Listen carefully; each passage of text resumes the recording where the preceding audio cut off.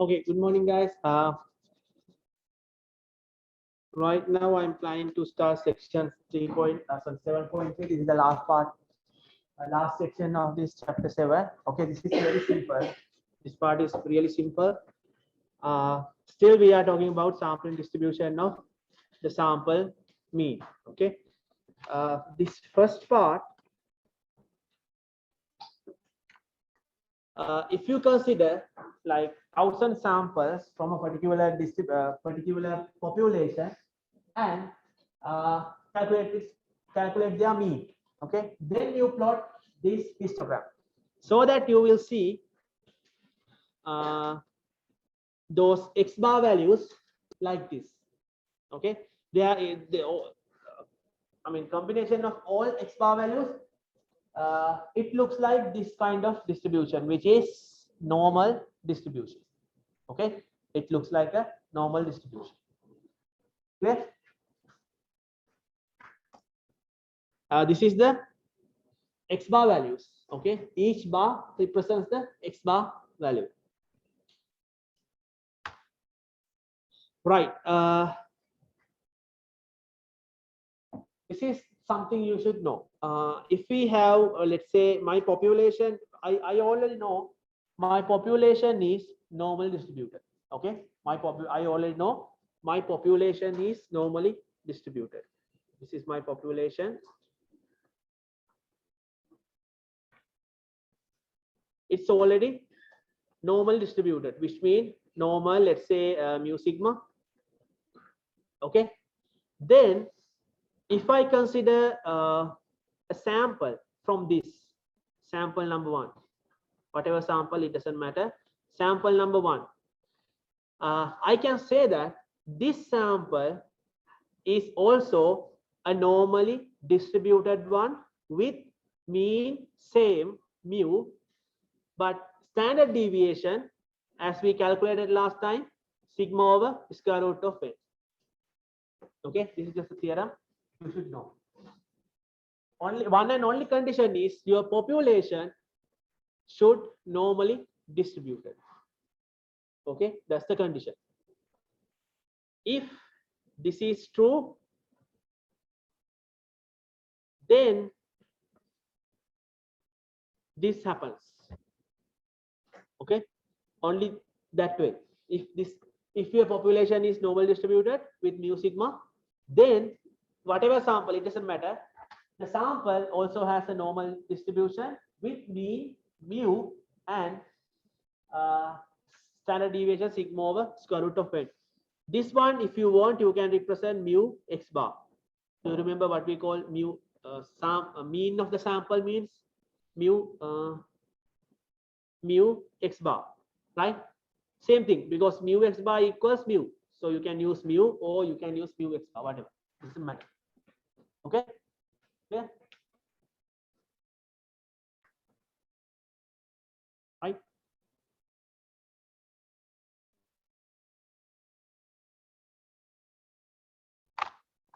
Okay,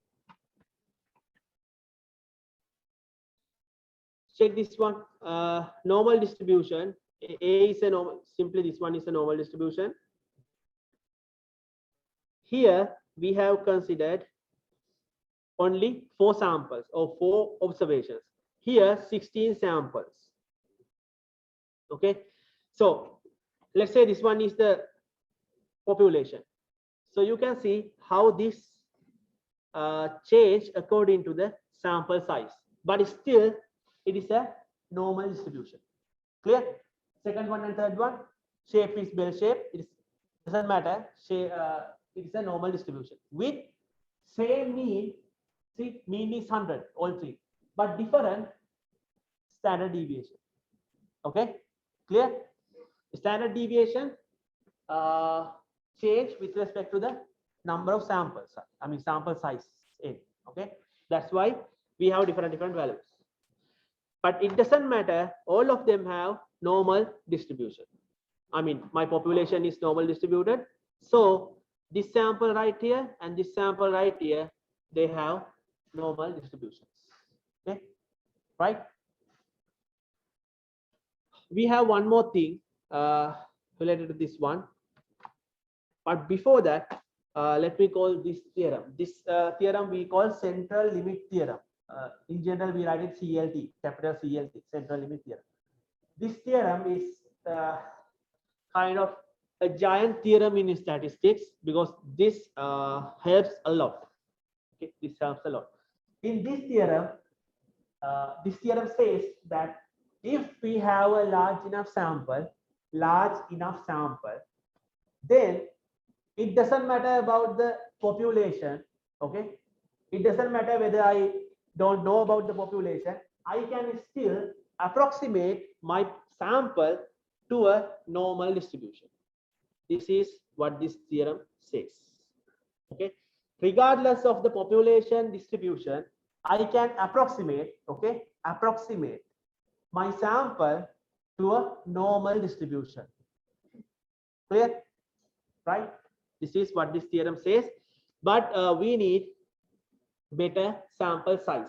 At the end, you can see the approximation become better with increasing sample size. So if we have large sample, when I increase the sample size, my approximation is better. It's going better and better. Okay, clear? So this is about central limit theorem. We are going to apply that one as well.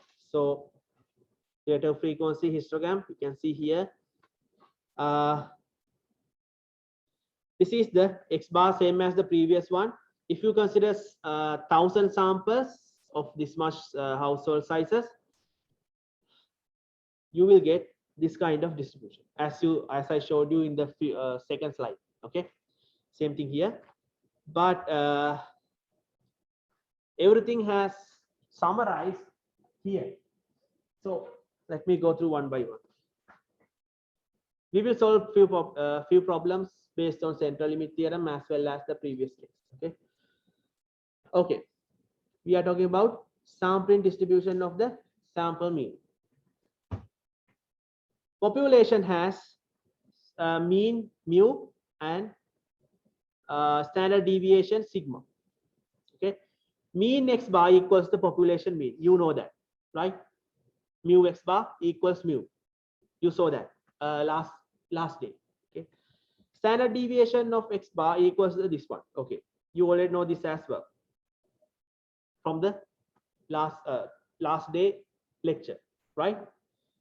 Which means these are population parameters, mu and sigma. Mu equals mu X bar and sigma X bar equals sigma over square root of A, right?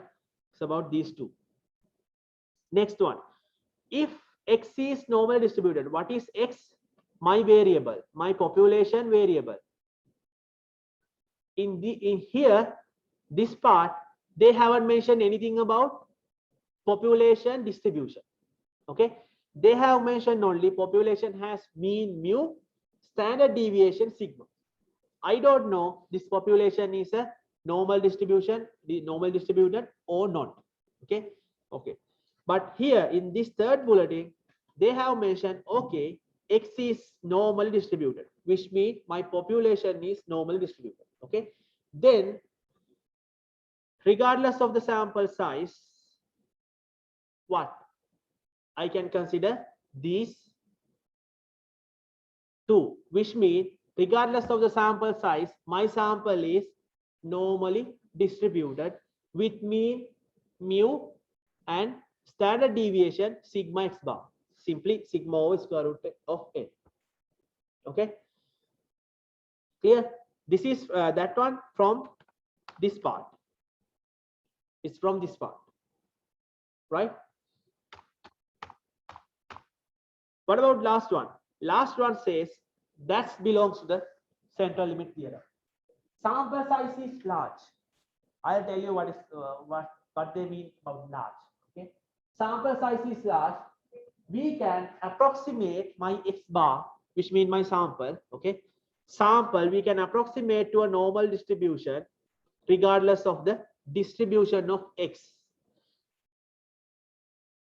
Regardless of the distribution of X, which means we do not know about the population distribution.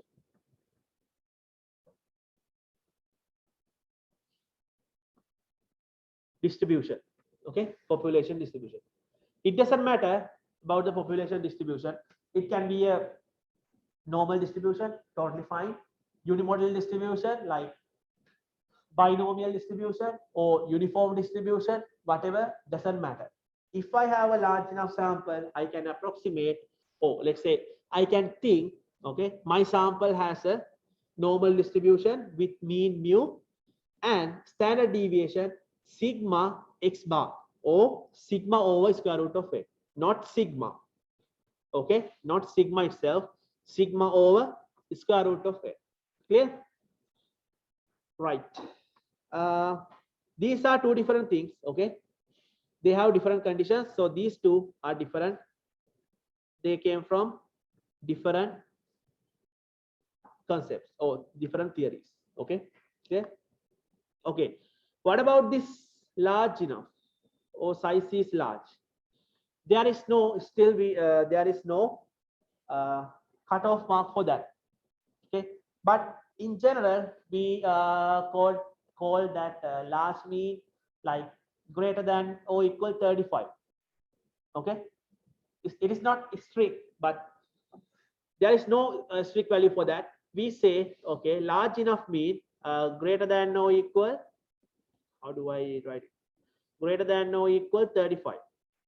You can consider this one for this course, but believe me, the in general outside this course, when you are applying this rule, please be careful with that, this 35, okay, this is not exact value, okay, this can be 40, sometimes this can be 50, don't know, but roughly throughout this course you can use this 35. If you have a sample size which if you have a sample which size is greater than or equal 35, then you can say, okay, this sample is normally distributed, not normally, approximately normally distributed, okay, with mean this one and standard deviation this one. Clear? Right? If sample size is greater than or equal 35, just keep that 35 for now, okay, right, based on this part, last bulletin, okay. Okay, let's see, let's check, do we have, yes, okay, central limit theorem stuff, they have my graph here, so check this one, this is your population, think about this is your population, okay, these are the population distributions. I have three different population distributions in the first row. Second row, second, third, and fourth rows, they show you sample distributions. Okay, sample distributions. So you can see when n equals 2, since I have a bell shape, my sample also has a bell shape. Okay, I'm talking about the second row. Second row. Check this one. This has a reverse J shape. Don't worry about that. This has a normal. This has a uniform distribution. Reverse J shape. You don't have to worry about that. But anyway, this has another distribution. Okay. Population has another distribution that we don't know. Okay. But when n equals 2, it has something, right? I can say this is a normal distribution because I don't know. Same here. It has another distribution, this sample, okay, but when you increase the sample size, you can see the third one, the shape, all shapes, they become like bell shapes, right? And the fourth one, when you increase the sample size to 30, they all have very similar distribution. That's what the central limit theorem. When we increase the sample size, although I don't know about the population, I can still approximate my sample is normally distributed. Clear?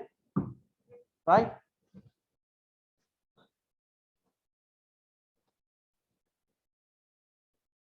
Sample size is increasing. Here, sample size is increasing this side from top to bottom. So distribution shape, regardless of their population distribution, they become like normal distributions. Okay, clear? Okay, let's try to solve this one. Okay, this has a normal distribution. See, this is my population, normally distributed. So I know this has a normal distribution, mean 100, standard deviation 60. Okay, I know about my population. Clear? I know about my population which has a normal distribution. What I need to find? Distribution. Okay, I need to find the sample size. Sample mean. So distribution when sample size is 4. So what can you say about this distribution? This sample distribution? What can you say? It has what? Tell me the distribution of this sample. It has a normal distribution. Yes. Why? Reason is population is normally distributed. Let me write it down here. Reason is the population, or I write it like this, population is, reason is population is normally distributed.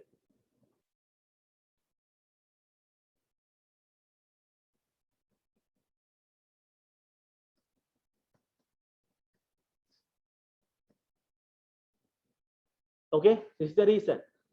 Okay, tell me what is the mean and standard deviation. Mean is same as the population mean, mu, which is 100. Standard deviation is not the same as the sigma. It is 16 over square root of n. This one, right? You can simplify it. That's another case, but distribution of the sample is this one. It has a normal distribution. Okay, clear? Check next one. Yes, sample size has been increased. Still doesn't matter, based on the same reason. Okay, based on the same reason, this also has a normal distribution. Mean doesn't change, but standard deviation, it is going to be changed, right? 16 over square root of 16. Here n is 16, which means n 100 square root of 16 is 4. So 16 divided by 4, which is 4. Can you see the difference? See, in this one, this is going to be 8. If I write it, n 100, here this value is 8. So can you see this one? Although mean is same, their standard deviation values are different. Second standard deviation is much more lower than the first one because we have increased the sample size. Clear? So when we increase the sample size, it is much more better. Okay. Anyway, is it clear?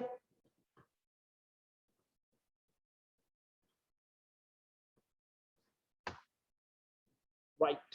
Check this one. Variable of population has these two. When you read the question, please be careful with this. They have mentioned mean and standard deviation. That's it. Okay.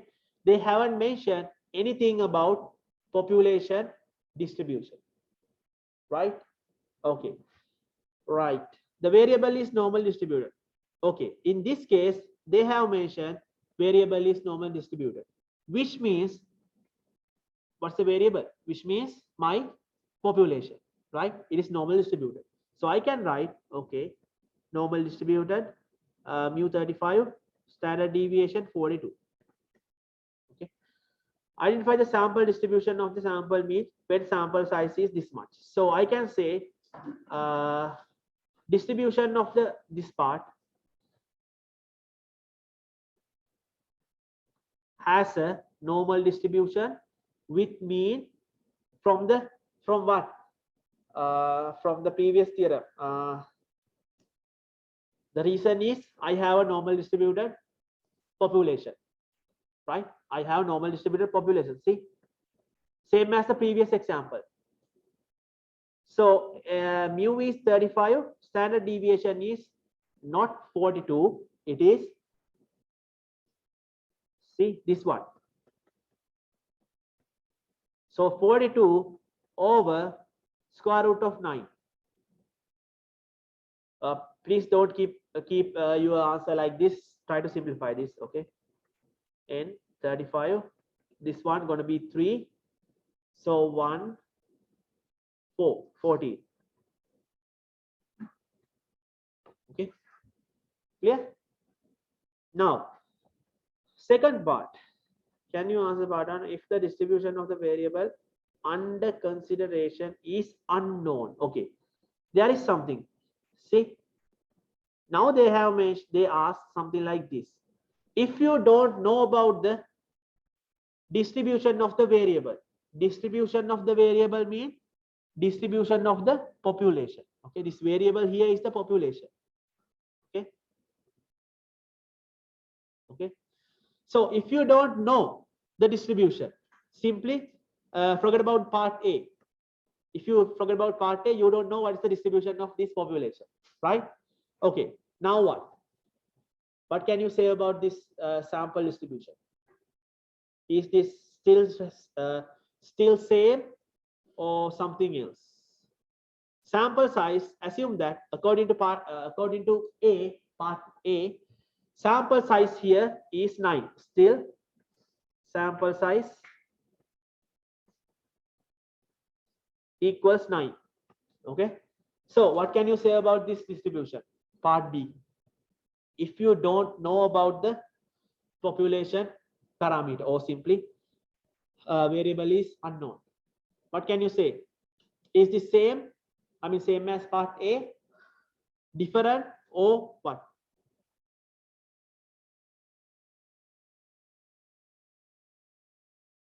What? Don't you remember this one?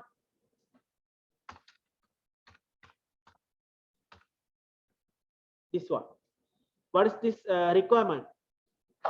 The requirement is, in this case, requirement is this one. Your population should population should be normally distributed. Then you can approximate. Otherwise, who knows that? We don't know, which means we can. So in this case, if we don't know the population distribution, we cannot deal with this. So we don't know. Simply you can say we don't know. The reason is we do not know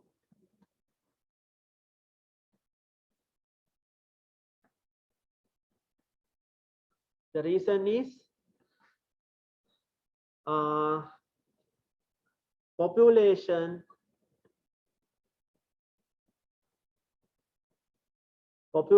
distribution is unknown, and okay, and at the same time, what happened? Sample size is 9. Okay, sample size is 9. It is the other reason. Sample size is 9, which means why? Sample size, not just sample size is 9.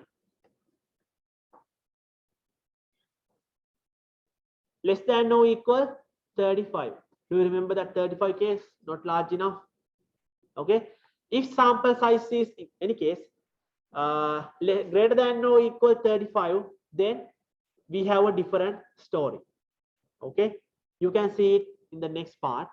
But answer for this guy is this one. Okay. You have to mention sample size as well. Okay. Because if you check the third one, you have the same thing, still unknown distribution of the sample, but sample size is 36 instead of 9.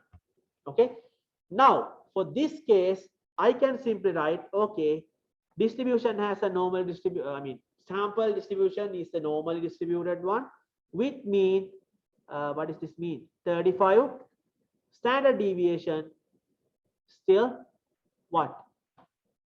42 over square root of n, 36. This means, okay, this one. What is the reason?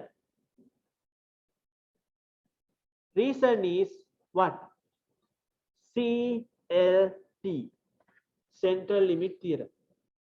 If I have large enough sample, it doesn't matter about the population distribution, I can still approximate my sample distribution to a normal distribution.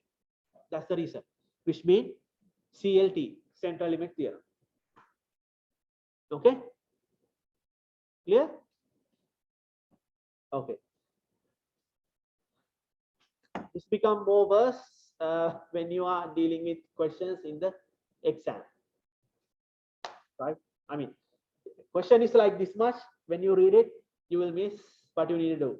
Okay, so please try to understand the difference between these two. There are two things, right? If population is known, like normal distribution, then doesn't matter, sample is always normal distributed. If population distribution is unknown, but sample size is large enough, which means 35 or more, then I can approximate my sample distribution is to a normal distribution, right? Only two things. Clear? Right. This is the last part. I'm going to start chapter 8 if you don't have any questions.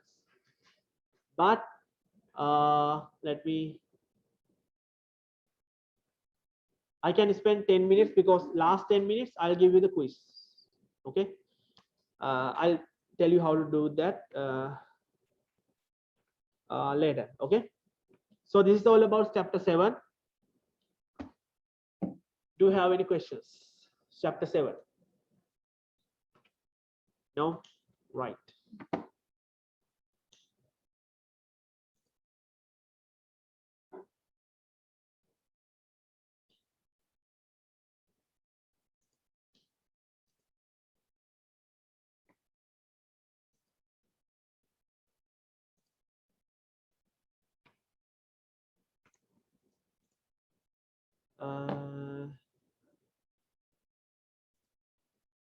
Okay. What is this box?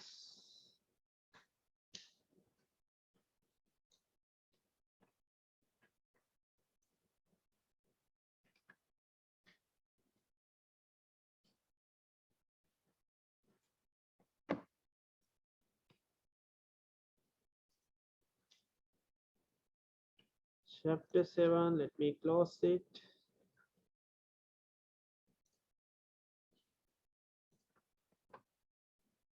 Display duplicate, right?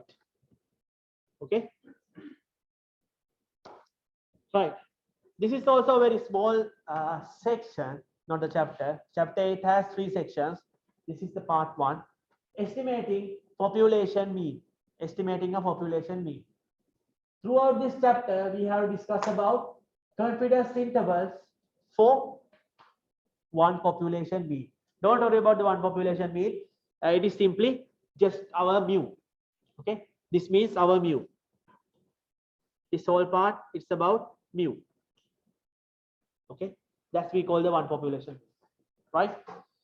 Okay, we are going to talk about confidence interval, but first, okay, in this section 8.1, I'm going to explain you estimations or estimators that we are using to measure the population mean. Right, this is the summary about chapter 7. Okay, because sometimes you need, especially not the upper one, but here. Okay, you can stick with this one. Large enough. It's about 30, not 36. I don't know. It depends. Okay, doesn't matter. So if you have a question like homework or exams, try to stick with this value. If sample size at least 30, at least mean greater than or equal 30, then you can simply approximate it to a normal distribution. Okay, not 36 or no, sorry, not 35, just choose 30. Okay, clear? Doesn't matter. Okay, because they have mentioned here, that's why I told you you have to use that value. Okay, important thing is in chapter 7, this one and this one. How do we find the mean and the standard deviation of the sample means, distribution of the sample mean, right? These two. Clear? Right. Point estimate. Point estimate is just a parameter that we use to measure the actual values, that we use to approximate actual values. For example, let me show this one. You already know this one. You know this guy, right? What is this? Mu. This is population mean, right? This is population. This is not M, mu. Okay, this is gonna be, should curve a little bit. Population mean. Okay, instead of this, in the samples you use this guy, X bar, right? So this one we call point estimate of population mean. Something, or a parameter that we use to approximate the actual values, that we call point estimate.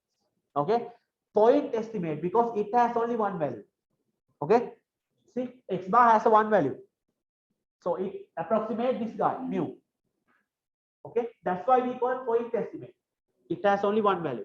Okay, same as this one. Or in general, we cannot consider sigma and S because they have different stories. Okay, right, clear? This is we call point estimates. Check this example.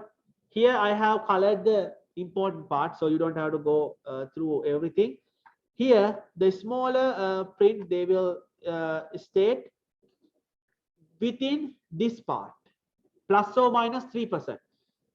The estimate value simply X bar is 42%. Okay. So what is this plus or minus 3%? Which means my exact value can be deviated or can deviate. This is the 42, my X bar value. Okay, this is the 42, my X bar value. So my actual value can deviate plus this side minus 3%, this side plus 3%, something like this, within this range. Okay, this is some kind of a range. This X bar value is 42%. Let's talk about percentage. Okay, 42%, but actual value, it can be like plus 30% or minus 30%. Sorry, not 30, 3%. Okay, plus 3% or minus 3%. Clear? So this kind of stuff, this one, okay, this one we call what? This is an interval, right? This is an interval because it has two values. See, negative 3% and positive 3%. So this call later you will see. This call, I mean, these are the actual values. See, right? These are the actual values. This called confidence interval because it has two values, like separate by a comma, smaller value and the highest value. Okay, so we call it interval. But this guy right here is my point estimate, X bar, or 42%. Okay, this 3% plus or minus 3% we call the margin error. because it is the error, because I cannot say exactly my value, exact value. So I give a small threshold, plus or minus 3%. Okay, that's my margin of error.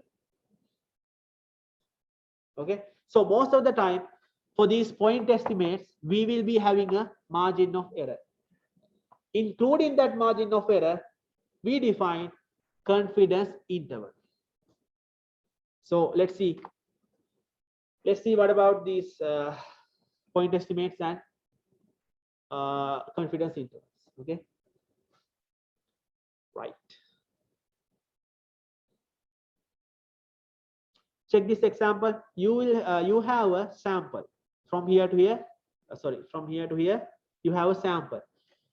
So I'm telling you to find this point estimate for this guy.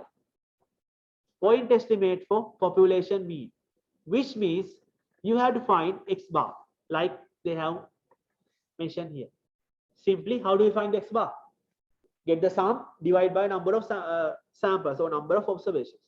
That's it. Okay, so value is this one. This is for x bar. So mu is approximately this value in thousands. Yes, because they are talking about values in thousands. That's something else. But this is the point estimator. X bar is the point estimate of mu. Mu is the population mean. Okay, since I cannot conduct this experiment to entire population, I just consider a sample and find the mean.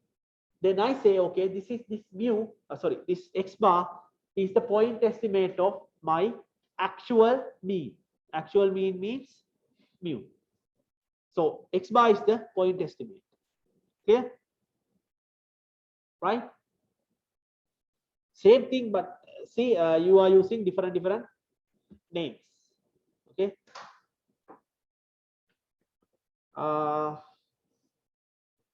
Okay, give me 1 or 2 minutes to explain this one.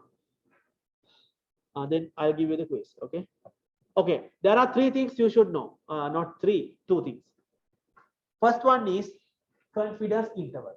As I mentioned, confidence interval is some kind of a interval with 2 values. Like it based on like this: x bar plus something, x bar minus the same thing.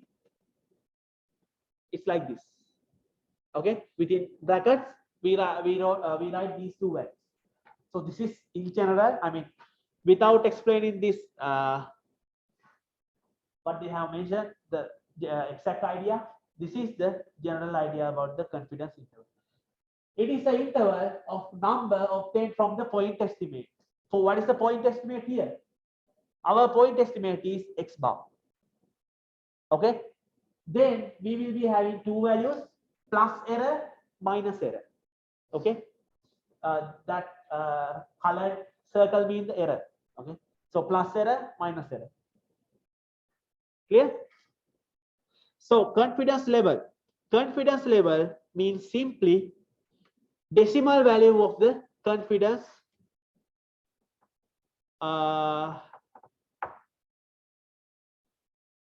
confidence percentage.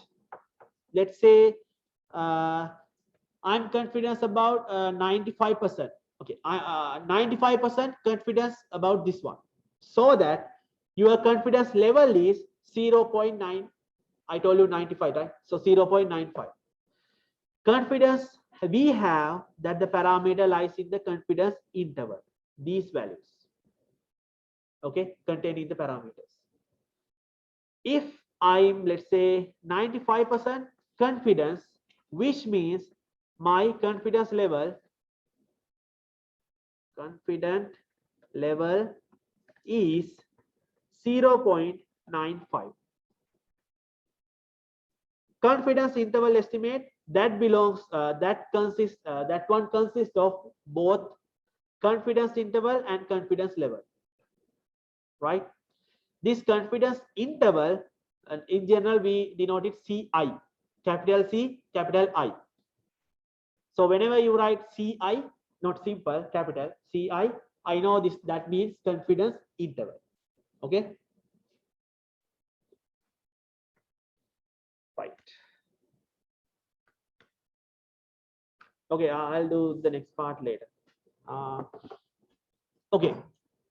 First, tell me, did you identify what is the confidence interval and confidence level? They are very, I mean, similar things, but confidence level means something like we confidence about this much. I'm confident about my result. I'm confident about 90% of my mean value, which means I can provide evidence and say, okay, this is true 90%, something like that. That's the confidence level. But we don't call it 90%, we call it 0.9 as a probability. Okay, because we are dealing with statistic stuff, we call it probability. So confidence value, or sorry, confidence level, or we call confidence value between 0 and 1, including 0 and 1. 0.9, 0.8, something like that. It's not about the percentage, it's a value, right? Right. Okay. Now,